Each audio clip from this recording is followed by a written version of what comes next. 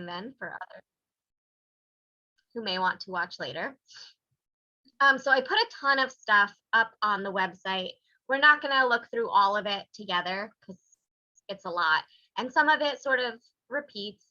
The main thing with the source sheets, or with, I guess, to start at the beginning, there are some sort of vague places in the Bible that like talk about cleansing. Oh, here's someone.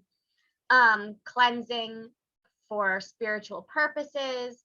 But the word mikvah itself isn't used in that way. But it's a pretty ancient tradition. Like, it comes very, very early.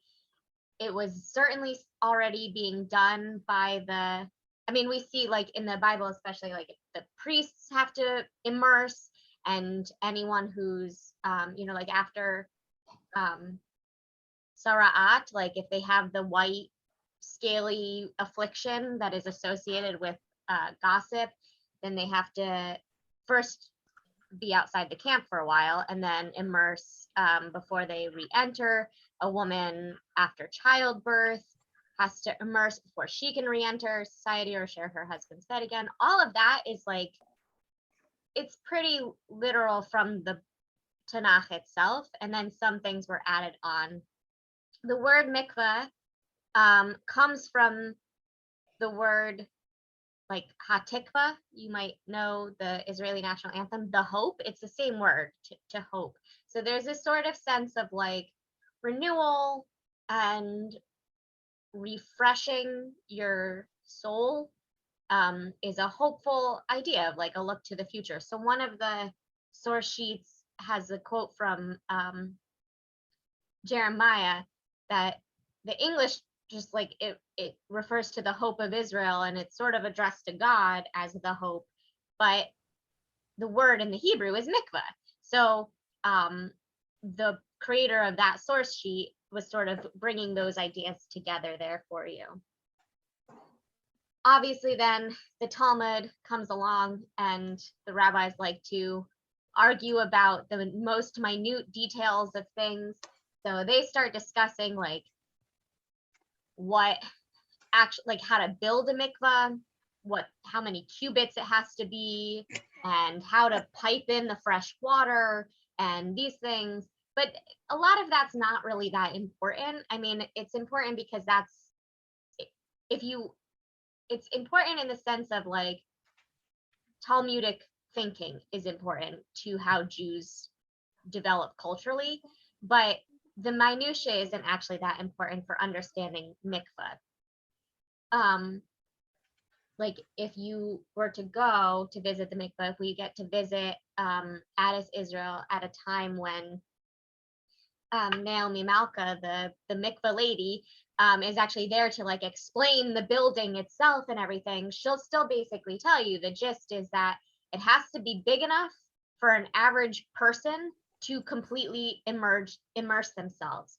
So there are parameters that the Talmud discusses, but it's not like the ark, like Noah's ark that had exact cubits measured. This is like, it just has to be big enough for someone to get in, to be, if not deep enough to cover a head, at least deep enough and wide enough that someone could, do a somersault and be completely submerged, be under the water and not touching any sides. I have found that the 2 or 3 mikvahs I've been in personally are deeper than my head. Like I am short enough that they cover my head, but I don't think that that's default for everyone. So yeah, so that's the gist. And that it has to be living waters. That's the other really important piece. So any natural body of water, if it, that's not like stagnant water, anything that like moves, refreshes, a big enough pond, certainly any ocean, lake, sea. If the river was big enough, again, like you have to be able to submerge, but anything like that is technically a kosher mikvah. So those are the logistics. As I said, in the Torah, or in the Tanakh, I guess mostly Torah, the prescribed uses of the mikvah are really anything that requires cleaning. I mean, they didn't have baths. So like, it was seen as a way of purifying the soul and the body, right? Of like cleansing.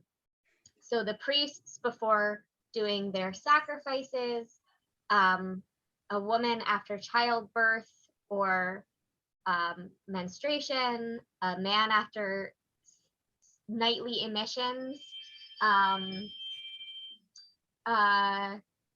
anyone after like having a skin disease, these things all required immersion. At some point in the rabbinic age, well, obviously after the destruction of the temple, all of the priestly uses of a mikvah fell away because the priests stopped doing their jobs. So they didn't have to purify. Sa'arat became more vague, and like leper colonies became a thing, in the later biblical time, or like in the Second Temple period.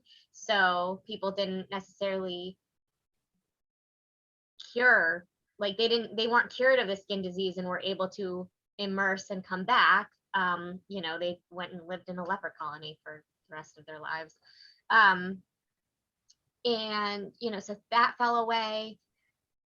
It's a little unclear from my historical reading when the like immersion for a nightly emission stops being such a focus. The Talmud does continue to talk about various other like unusual discharges that require an immersion in the mikvah of anybody of any gender. Like they even talk about like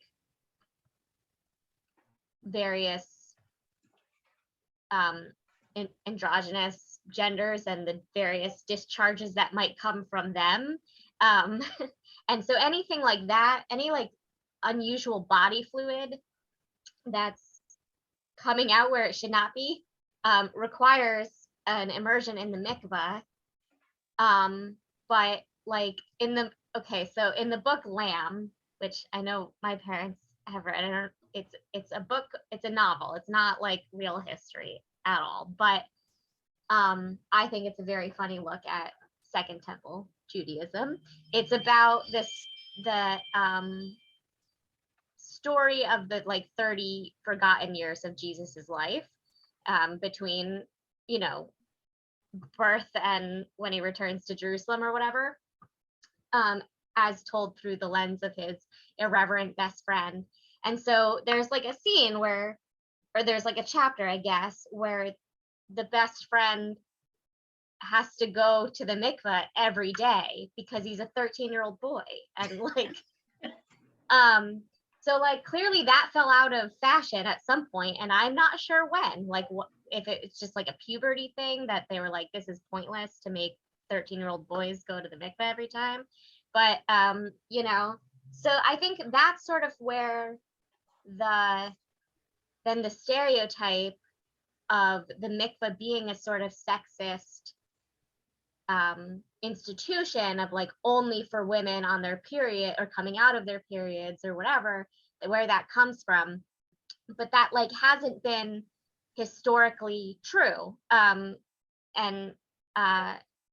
So I just want to name that there were always lots of reasons to use a mikveh. And that yeah, Debbie, go ahead. I read again, it wasn't a historic book, it was a novel, but the men in the novel went to the mikveh every morning before they went to synagogue to purify themselves. And I mean, I don't know where they found the time to do all this, but but the men did it before prayer. And I don't know how common that was, or whether it's just this novel or. Right. So from what I have read, and like heard from my limited interactions with Orthodox Jews, it was much more ubiquitous for people of all genders to use the mikveh all the time in that, like, I guess in that pre-bath era, like, you know, in the Second Temple, early rabbinic time into the Middle Ages. And then at some point, it did become more common for women every month, for men at certain periods, right? Like men always would go in the month of Elul, maybe even every day during the month of Elul, but not necessarily every day throughout the year. Often on Fridays before Shabbat, much more often, at least before Yom Kippur, before their wedding, you know, like key moments. So that's what I seem to have come across. And that there is also like, that there are different like sub community cultures around mikveh use too. Like the Hasidim, it seems, are much more likely to go more frequently than other Orthodox men. So yeah, and then like in Reform Judaism, some people never go their entire lives. So it varies. The other thing that I wanted to spend time on, well, okay, before I move on, are there any other questions about like the history, the purpose, the logistics, like the sort of tafa stuff? Yeah, Era. So specifically the concept of living, I would like to like just, is that based on Talmud? Because I that's the part that I'm unclear about. Like I've been reading and just like that seems like it might have been a development. That concept of living water, and and I think like sort of culturally what that would have meant in terms of like how they developed and built it, and what does that mean, and could you potentially at this point just have piping from a regular plumber like through the city water, or at this point or does it have to be connected to a natural body of water, and you know, and is that Talmudic, or is that actually in the Torah? So the question was about the term living waters. I don't know if you could hear from the distance and with her mask. The term itself, let me see if I could find the correct source sheet. The term living waters does come from Torah. But you're probably right, like as far as the development of what that means in relation to the mikveh would have had to develop, because in Leviticus, when we're first talking about this process of bathing for purification, they're in the wilderness, they're in the desert, there's not living waters, and they're not in one place long enough for most of it to like have a collection. There are parts where they're at the well, you know, at the, not the well, what do they call it? So would they be carrying well water and dumping it into a pool that they dug? I mean, that's just kind of, that's not really moving. So it's not moving. Well, so I think the idea of living waters meaning moving water or naturally moving water is the rabbinic development. But the idea of it being naturally, or yeah, natural or and like divine in some way, right? That it's water that is set aside for this purpose in the Torah. So if they're getting into a bed of water that is a creek or a river, that's not set aside. then that's not set aside. Yeah, so I think in the Torah it's because they are having to set it aside. I'm looking for where one of these source sheets has the living water thing, and I don't remember which one. And It's not in that one.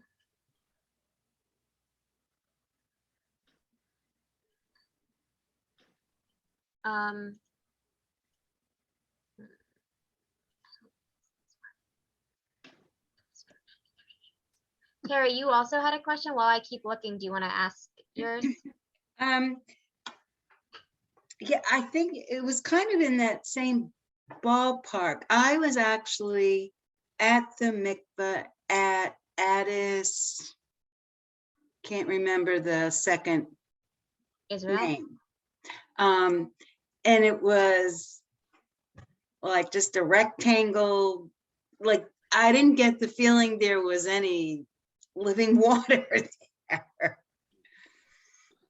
So most modern mikvahs that are like built in a building like Mhm. that, Mhm. it's rainwater that is collected and piped in. Aha. So it is collected and separate for this purpose. Okay. It's natural. I guess all water is natural. But is it But put it's- through a purification system, or is it just left as it is with all of its natural organisms and potential toxins as well? It must be purified because it smells vaguely chlorine-y. So something is cleaning it. In the at Addis anyway. It would have to be, I mean, I can't imagine people going in it would- without some kind of chemical. So I guess my question is, why can't you, or could you, Mhm. immerse yourself, if you will, in a rain barrel, a barrel filled with rainwater? Why is that not a mikveh? What if it was big enough? So if it was big enough, it would meet the criteria. Yeah. Okay. If you could be completely surrounded, like Immersed. not touching the barrel edges. Oh, You have to be able to let the water touch like every part of your body okay, At the same time. at the same time for at least okay, whatever, a second. I don't know. okay. So if you, just for the sake of my question, Uh-huh. if there was a container big enough that collected rainwater, then that would meet the criteria of a mikveh, along with the, the prayers that you would say. Yes, in terms of like the requirements of the physical pool. Yeah. Yeah, Okay. so that's why I didn't want to spend a lot of time on the source sheets about like the rabbinic arguing about it, because that's really all it comes down to, is that it's like natural water set aside for this purpose. It's not city water.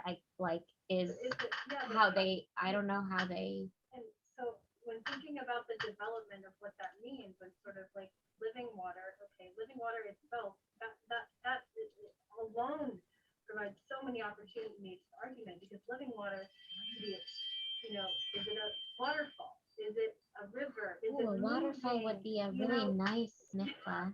like just like considering like living and moving, to me, what have made sense at the time is that the entire purpose of cleansing yourself is having that water literally moving over you and going away. So it is taking the impurities away. It's washing those things away. So having it being moving water makes more sense than just it being natural water. Right. And in a mikvah, in a like a built mikvah now, if they drain it and refill it like on a, I guess a daily basis. Is not really between every dunk, I think. Although there is, there's a filter system of like in a Sure. pool where Yeah. some's coming out and some's going in constantly, but they don't fully refresh the water after every person. It's more daily. So there is that sense of moving and in a natural body of water. But again, like I'm not really sure now that, like, I never thought about it before, but now that you ask it, how did they do it in the wilderness to keep that flow? And why did they, what did that term mean to them then at that time? maybe rain barrels, like Terry said, and then you had to dump it out or dump it over you or And something. in the desert, Yeah. Miriam magic. You know, maybe that's why we well, started washing our hands and pouring water over our hands. yeah, I think there's something to that, that when we ritually wash, we pour 3 times over each hand, with the pitcher. It's not just about the running water from the tap and washing, but there's like rhythm to it and the sense of letting the water flow over your whole hand and doing that like work for yourself, I think is related to the ideas of mikveh. And similarly, I mean, tahara that we just learned about with the book Mhm. club, when someone dies and rushing the water over them,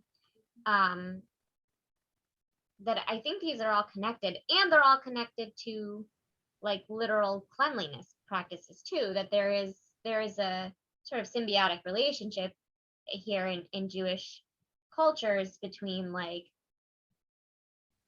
purifying our souls and having these rituals of like washing and letting that water flow and wash away the grime, but the spiritual grime. And also that's why Jews disproportionately survived the plague in the 13th century, so there is a factor to that I think is all sort of interconnected when you go back far enough before like running water and baths and showers and faucets. And so it's sort of interesting how it developed so distinctly when once those running water options were available, that like a shower is not a mikveh. In fact, you're sort of expected to shower before you go into the mikveh. Mm-hmm. Yeah. So yeah. You're muted. You may have already answered this. Do men and women use the same mikveh? It depends. At Addis, Israel, there is one mikveh, and so, but it's also like the preparation room is in the mikveh area with it, so it's one person at a time. You would never cross paths with another naked person. Traditionally, they were separate. And a lot of other mikvahs I've been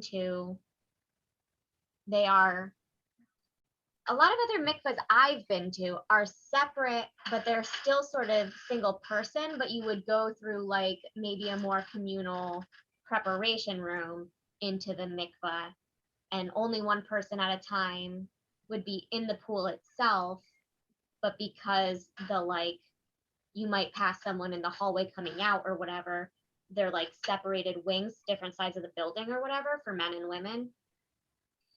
I have heard that in Israel, and that at times in the past, I think like maybe Rashi's Daughters depicts this a little bit, that there were also communal mikvahs, that all the more so then they were separated by gender, because you would be in the pool with other people at the same time, that they were big enough that that multiple people could be fully immersed at once. But I've not seen those with my own eyeballs. I have only heard tell of them. In a novel I read that took place in the time of Jesus. They were separate but communal, or maybe separate times. But I don't know where I got this idea that even in modern built inside a building mikvahs, that the water was constantly flowing. Like there was an inlet and an outlet. Yes, but So that even if it's rainwater, pardon? It's slower flowing though. Yeah, It's but not it's the same constantly as moving. fully replaced. No, I understand that, but it is moving. Yeah. But yes, they are. It is a movement. So you have to have quite a bit of the rainwater stored up. Yeah. You said, I don't remember feeling movement of the water. No. Can it be salt water? Yes, it can be salt water. In fact, I think, where did I visit a mikveh that was salt water as the mean, like the salting was the, I think it was still rainwater, but they used like, you know how like saltwater pools mix in salt water instead of like chlorine, that was their sanitation process. Somewhere in New York, but it wasn't the West Side mikveh. I don't remember which mikveh it was. Oh, it was Larchmont. There's like a few mikvahs around the country, like Addis, that are community mikvahs that are open for everyone, that are not run by Orthodox people. And a lot of them use the same resources from Mayim Chaim in Boston, Newton, which was the first of its kind. It's established by Anita Diamond, author of The Red Tent and many other books on how to be, Jewish parenting. yeah, new Jewish parenting, new Jewish wedding, like how to raise Jewish kids, I think is one of her books. Like she's written a ton of stuff about being Jewish in the 20th century. And some of them have been updated for the 21st century, but most of her writing was in the 80s and 90s. Oh, your mom is joining.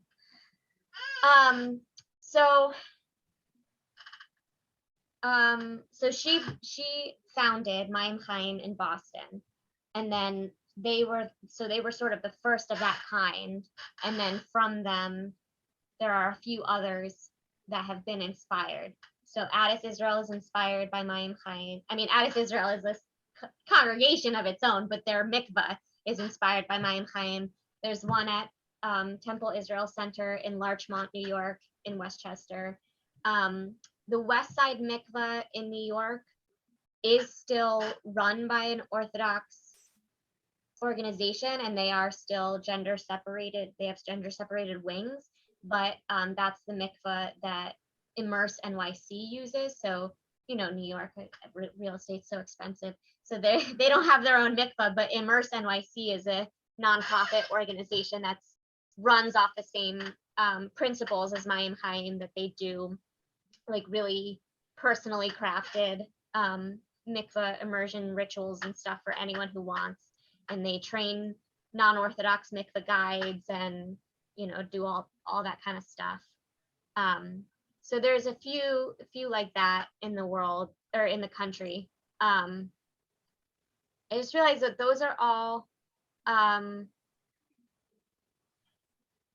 on the East Coast. There must be, I would think, like Mishkan Chicago or Ikar LA probably have one similar or have a mikveh that lets them use it similarly, but I just don't know where they are outside of the East Coast. So I forget where I was going with that. There was a question about Diane, the construction, separate. Now you sound like me. I don't remember what that train of thought was about. It had something to do with the Tachlis question, but now I don't remember what one. Okay, but those are incredible resources also, and so I linked to all those on the website as well for you to check out, because again, this like stereotype about the mikveh being a sexist institution and about like it being about stigmatizing menstrual blood and all that, that wasn't historically, it wasn't originally true. I think there was a period where that was between women in Nida and of course conversion were the two main uses of mikvaot.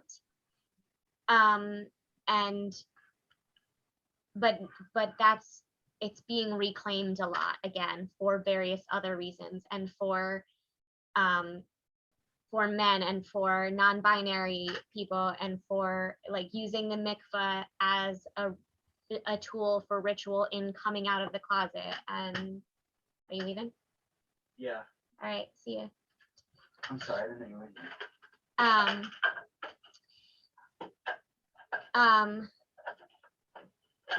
Coming out, oh, divorce. I've seen rituals for using the mikvah, coming, overcoming a divorce, in mourning, like just all these other reasons that you might like need that sort of spiritual purification that doesn't necessarily already have a succinct ritual.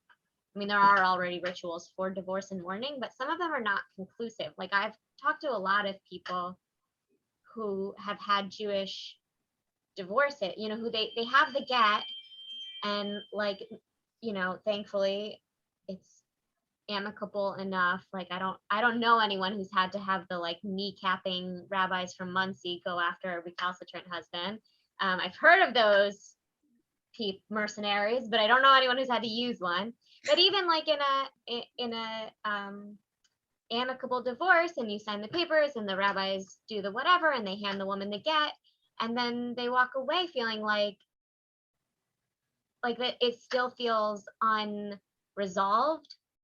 And so I've known a few women who then like go to the mikveh, and so like Immerse NYC and Mayim Chaim have constructed rituals specifically for that, and written new blessings for that, and that kind of thing. So it's a very living process, like living waters for you. Like it flows, and it has its like cultural rhythms of how and when it's used, and that sort of thing. Debbie asked in the chat to leave some time to talk about the Mikveh experience itself. So as I said, there can be so many reasons to go that might change the experience, but generally what I would say is every mikveh has at least one mikveh guide. They're often called the mikveh ladies. They're not always ladies, but that's sort of the stereotype. And there's also like the stereotype that she's gonna like check the dirt under your nails or whatever. I don't think that really happens anywhere. It's certainly never happened to me or to any of the people I've brought to the mikveh for conversion. But the expectation is still that you're going to prepare yourself. Right. You're going to do that work on your. Right. The expectation is that you will, that the mikveh guide will show you into the preparation room for like before she takes you to the mikveh, and she'll wait like for you to be ready. So there is the expectation that in the meantime, like you're showering, you're making sure you've taken off all your nail polish and jewelry, and just completely stripped down and washed anything else that might be between you and the water. Anything that can come off does. I asked once about tattoos, and the mikveh lady at Mayim Chaim was like very uncomfortable and was like, well, there are other issues with tattoos. And I was like, right, but they don't come off. And she's like, no, so you can get in the mikveh with them. But anything that can come off does. And then it sort of depends a little bit on the construction of the mikveh. So like I said, sometimes there's like a sort of communal hallway. So you would put on a robe or whatever to get into the mikveh itself. At Addis Israel, like I said, the preparation room opens directly into the mikveh. So the person immersing will just kind of like call out once they're in the water. And the mikveh witness, which might be the mikveh lady or the mikveh guide, it's not always. It could be the rabbi. It sort of depends again on what you're immersing for and like gender compatibility. So usually when I bring converts or prospective converts to the mikveh, if it's a woman, I will witness for them. And if it's a man, I make sure I have a male rabbi on my Beit Din to witness. But if you're doing a ritual other than conversion and you don't necessarily have a Beit Din with you, then it can be the mikveh guide on hand to witness. And so and they're not like looking at your body, but just kind of looking at the water to see that when you immerse, you're fully under and that sort of thing, and help guide you through the blessings.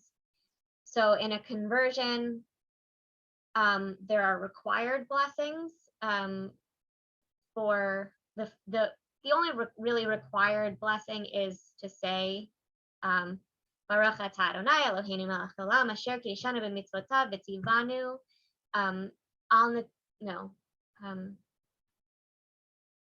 Oh my God, I just blanked on it.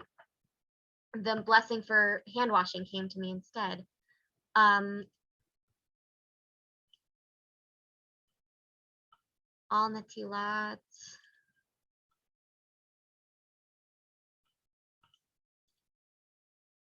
I'll find it. You say it when you, but it's the blessing for the actual mitzvah itself of immersion. And then people often also say a shehechianu and say the Shema.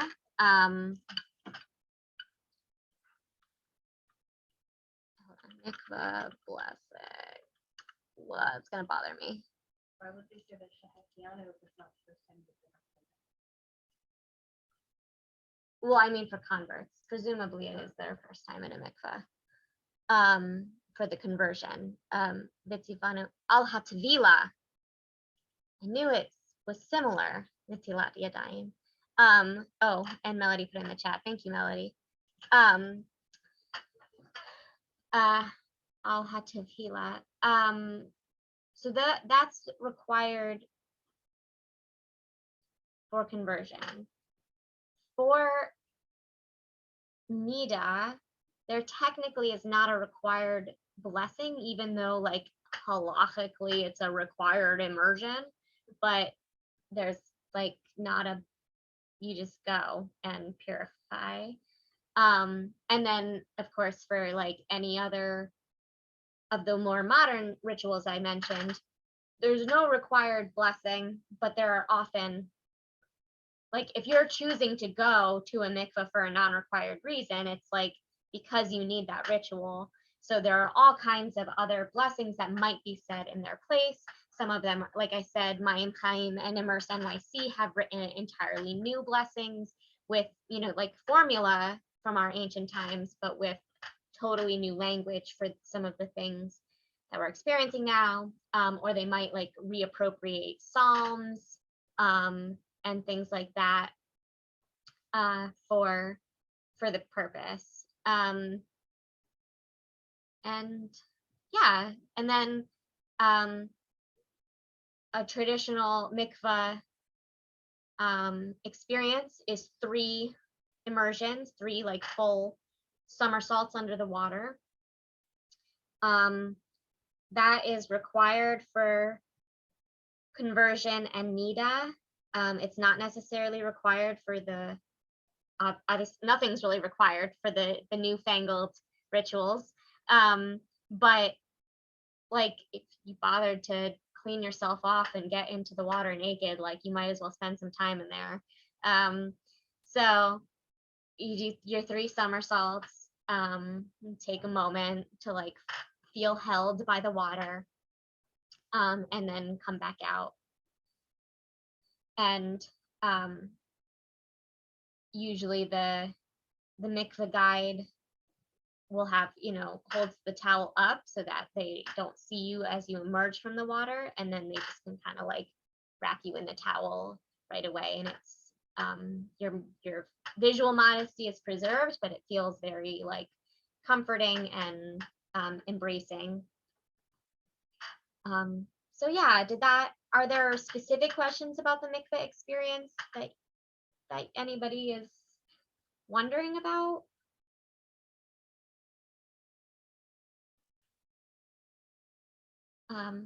Yeah. Yeah, So when you say somersault, you're literally turning yourself over, like I mean, I did, but to be crude, ass over tea kettle? Like, could you go laterally? well, the goal Like is the, just like that the you have to be manatees did? completely immersed. Like you have to be able to be not touching the floor or the wall and have your head covered. So like to do So that, you you kind of curl have up to in a do a ball. little, at least a rock, if not a full twirl, because otherwise your bum will hit the ground or you'll like whatever. Terry is disagreeing with me, but she's muted, so I can't tell exactly what she's saying. Or is she disagreeing with the dog? Oh, Terry, do you know that you're, oh, okay. Sorry. I just dipped down and did like a knee tuck. Didn't Okay. ass over tea kettle.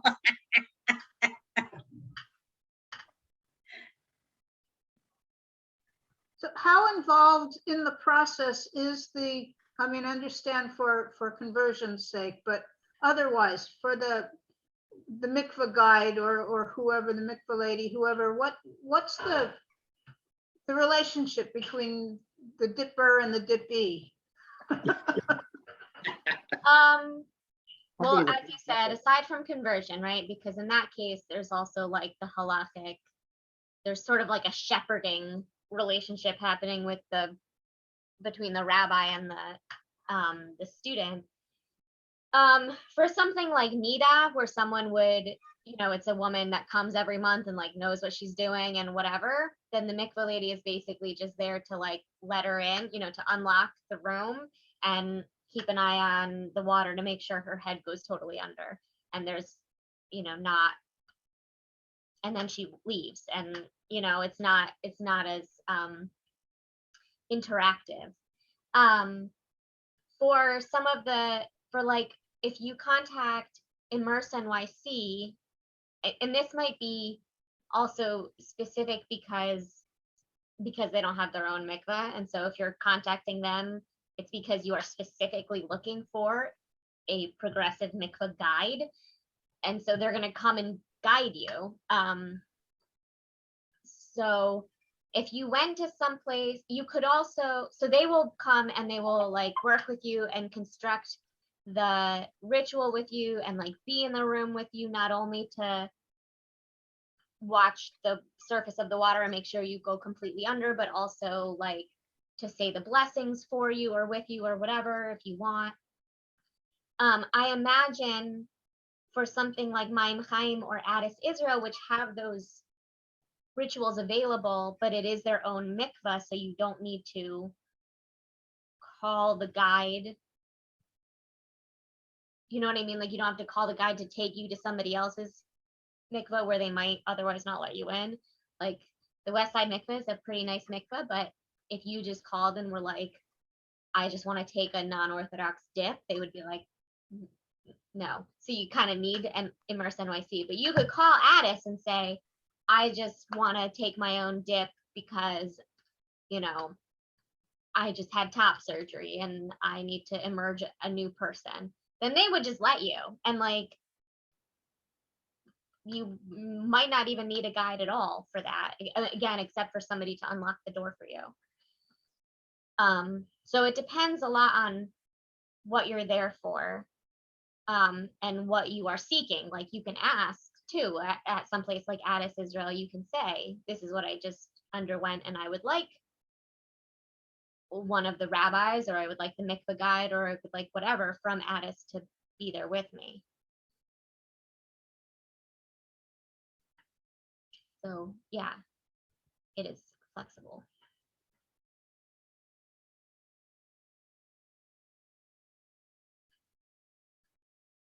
Other questions?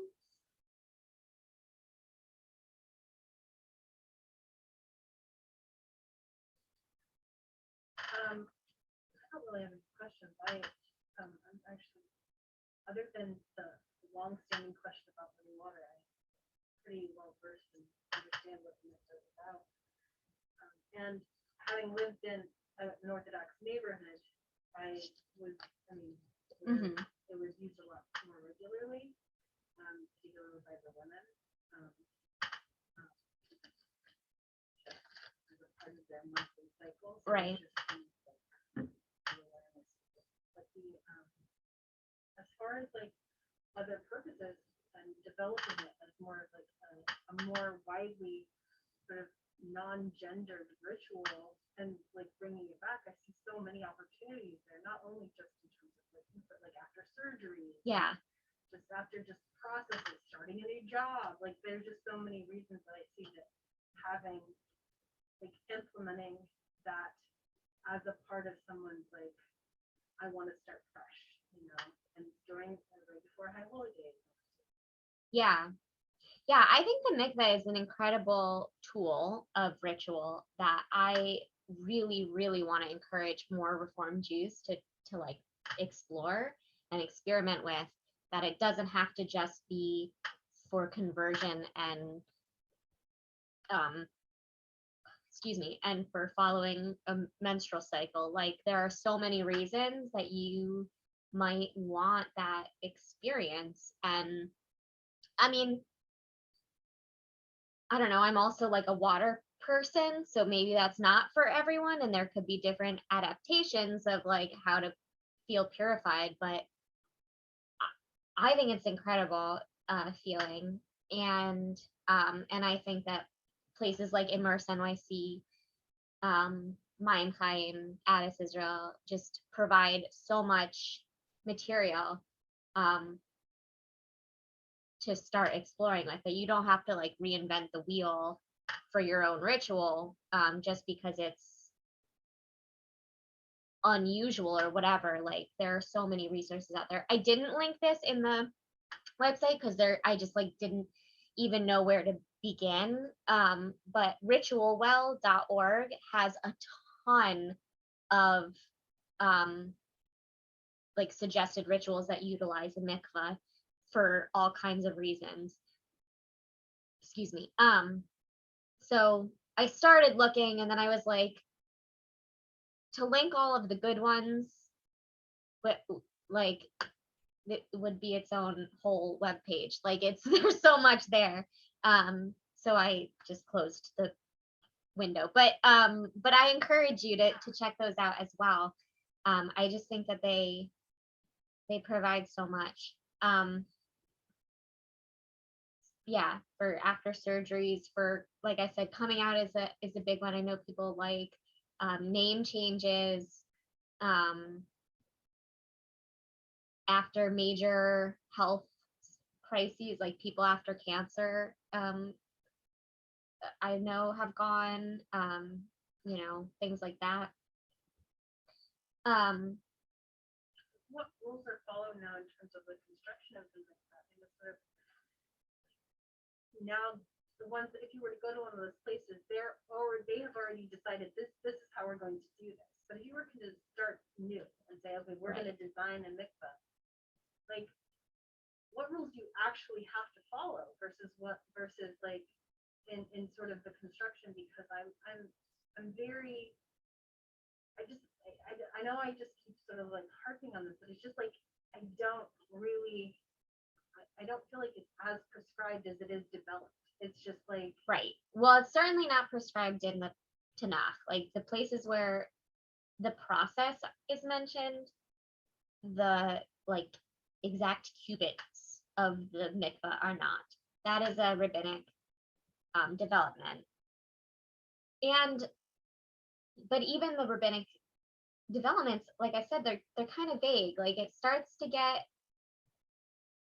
over time, like so many of these things, like the Talmud argues, and then Maimonides says, like, this is the correct number. And it's like, just because that's what the mikvah in Maimonides, like, where did he live?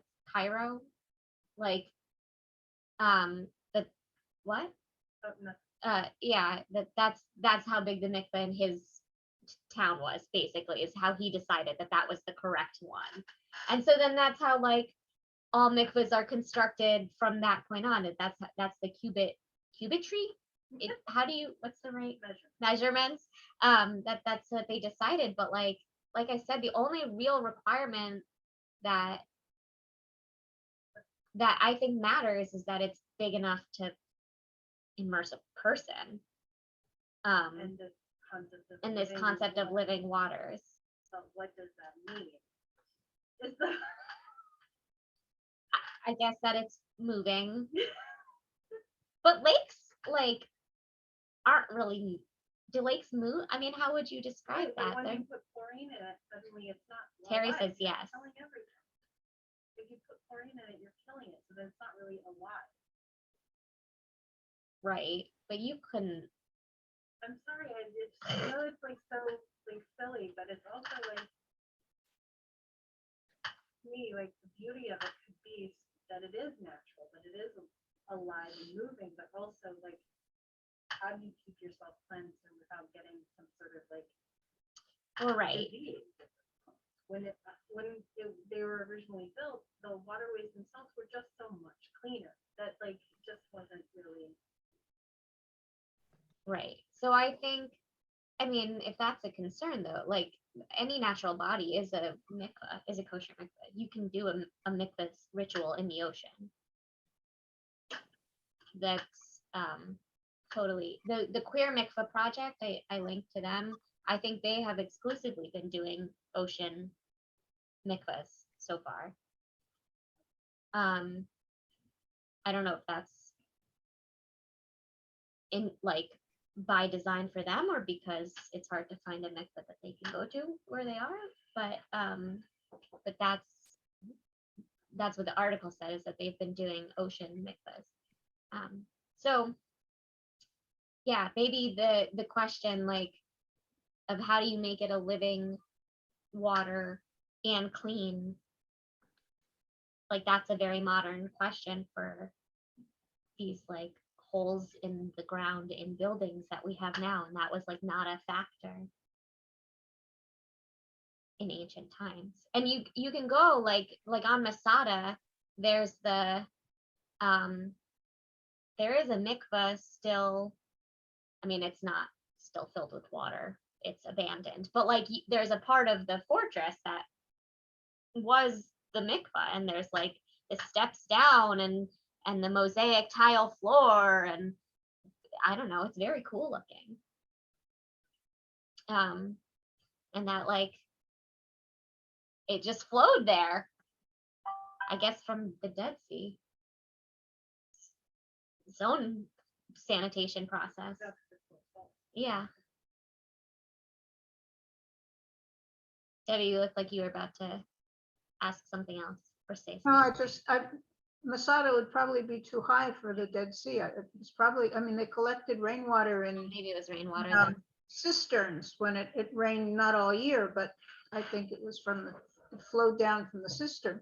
The rain itself flowed. I mean, they couldn't possibly constantly replace the water in an indoor mikvah. I don't know that living water, the phrase, I'm no expert, of course, but it doesn't seem like that the phrase means that the water is carrying your impurities, spiritual or whatever, away. I think just being in the water totally does that. And I don't know, but maybe living water doesn't necessarily mean it's flowing now. It means it flowed into the area from the heavens or from whatever, I don't know, as opposed to from the municipal water Right. pipe.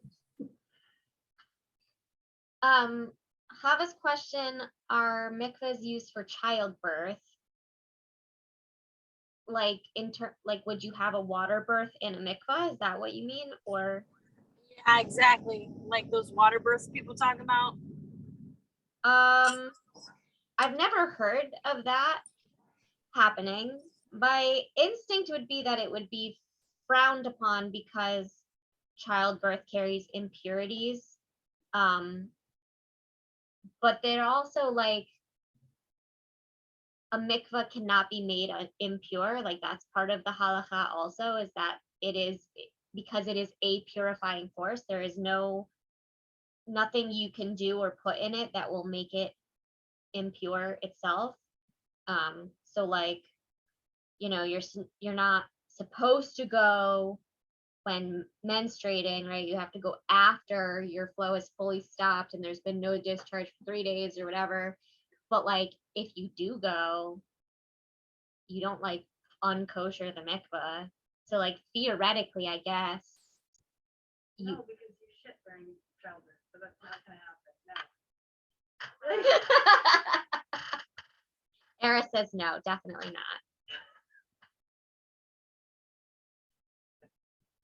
But you can't make it impure. Just dirty for the next person.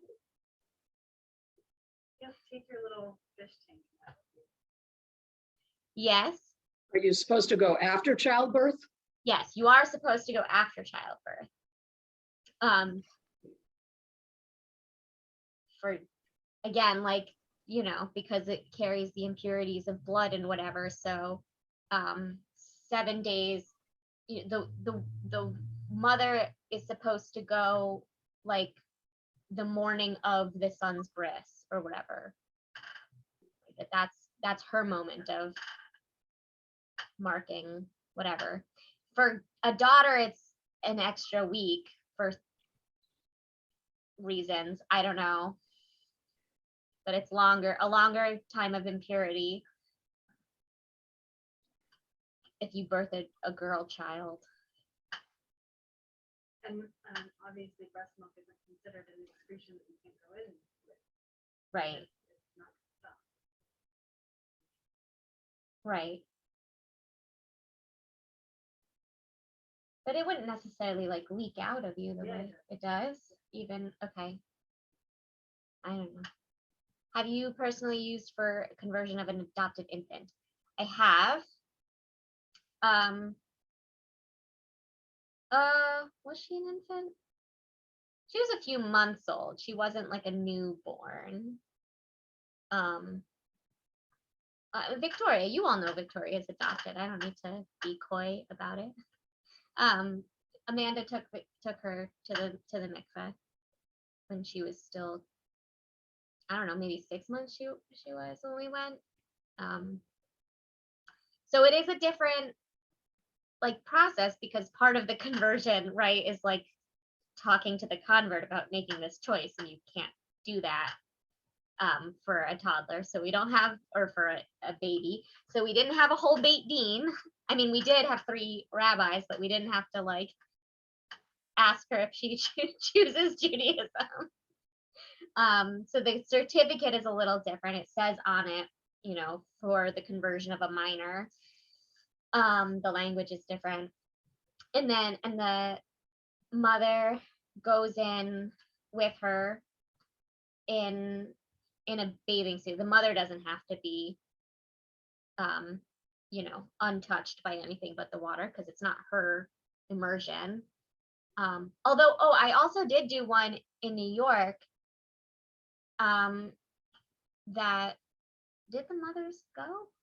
I had, it was kind of cute. There was a brother and a sister were both married to non-Jewish women, and the non-Jewish women were the mothers of the children, similar ages.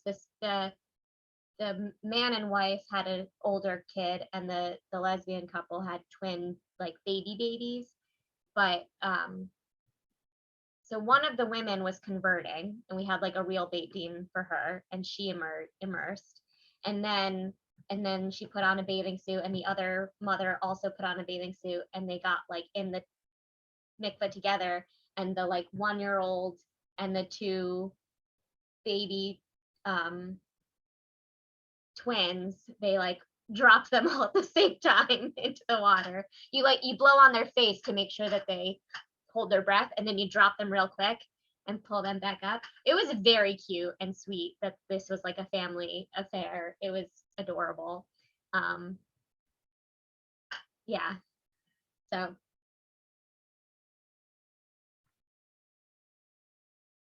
yeah. Well, yes. You do that with the babies. Do they have to Be dunked, be dunked 3 times? 3 times. a night? My recollection for what we did, I'd have to check the halacha, but I think they just kind of dunked them like the mom laid the baby on its back twice, and so like it was mostly underwater but could still breathe, and the mom was still holding, and then just one dunk of like fully, Drop it. because you can't even hold the baby, right, to let it be completely touched by the water on all sides. So it's scary for the mother and baby, you know? So they blow on the face to make sure it holds its breath, and you let go real fast to let it go completely under, and then lift it back up before it like sinks.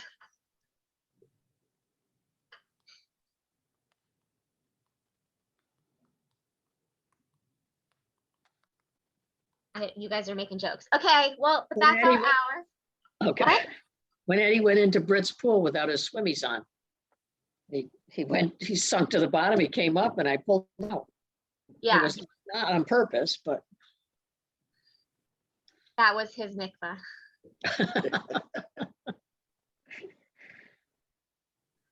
Chava says no somersaults for minors. If you had a minor that like knew how to swim, you know, and like was comfortable doing a somersault, they could still do it. There's not a, excuse me, certainly no prohibition on it. It's just that if you have like a baby, like an infant or a small toddler that doesn't know yet how to hold its breath underwater or whatever, you don't want to subject it to like forced 3 quick success, like you'd be like waterboarding it at that point, you know, like like you don't want to do that. So Wasn't a hydrophobic. what? I said it didn't have, it wasn't Right. afraid of water, and then And then it was right, you'd get it hydrophobia, pre-verbal trauma. Sorry, Terry, is that too much? All right, well, thank you all. And so yeah, let me know. I guess the follow-up was sort of left vague of if you want me to ask Naomi Malka for a real tour of Addis, we can do that. We can start figuring out a schedule. Terry says yes, let's do that. Okay, so I will reach out to her. Have a good one.